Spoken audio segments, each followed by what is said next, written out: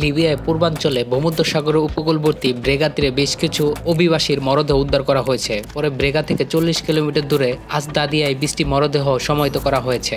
লিবিয়ায় স্থানীয় red crescent ধারণা করছে তারা বাংলাদেশি নাগরিক, তবে তারা বাংলাদেশি নাগরিক কিনা লিবিয়ায় বাংলাদেশ দূতাবাস তা এখনও নিশ্চিত হতে পারেনি। শনিবার 1 ফেব্রুয়ারি ত্রিপোলির বাংলাদেশ দূতাবাসে বরাত দিয়ে পররাষ্ট্র মন্ত্রণালয় এ তথ্য জানায়। দূতাবাস থেকে পাওয়া তথ্য বলছে ব্রেগা থেকে 40 কিলোমিটার দূরে আসদাদিয়ায় 20টি মরদেহ ইতিমধ্যে সমাহিত করা হয়েছে।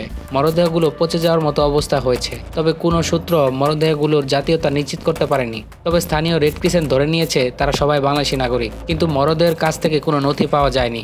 ঘটনার স্থানটি পূর্ব সরকারের আওতাধীন এবং রাজধানী বেনগাজিতে অবস্থিত। দূতাবাস এখনও ঘটনাস্থলে পরিদর্শনের জন্য ছাড়পত্র পায়নি। বৃহস্পতিবার 30 জানুয়ারি ত্রিপোলির বাংলাদেশ দূতাবাসের ফেসবুক পোস্টে এ জানায়। লিবিয়ায় পূর্বাঞ্চলে ভূমধ্যসাগরের উপকূলবর্তী ব্রেগা তীর থেকে বিগত 2 দিনে বেশ কয়েকজন অভিবাসীর মরদেহ উদ্ধার করা হয়েছে বলে বাংলাদেশ দূতাবাসকে নিশ্চিত করেছে। স্থানীয় উদ্ধারকারী কর্তৃপক্ষের মতে অভিবাসন প্রত্যাশীদের একটি নৌকা ভূমধ্যসাগরে ডুবে যাওয়ার পর এসব মরদেহ ব্রেগা তীরে ভেসে এসেছে। এছাড়া উদ্ধারকৃত মরদেহগুলোর মধ্যে বাংলাদেশি নাগরিক থাকার আশঙ্কার কথা বিভিন্ন সূত্রে জানা গেলেও এই বিষয়ে বাংলাদেশ দূতাবাস এখনও নিশ্চিত হতে পারেনি। তবে বিস্তারিত তথ্য সংগ্রহের জন্য দূতাবাস স্থানীয় কর্তৃপক্ষ সহ সংশ্লিষ্ট সবার সঙ্গে ঘনিষ্ঠভাবে যোগাযোগ রক্ষা করছে।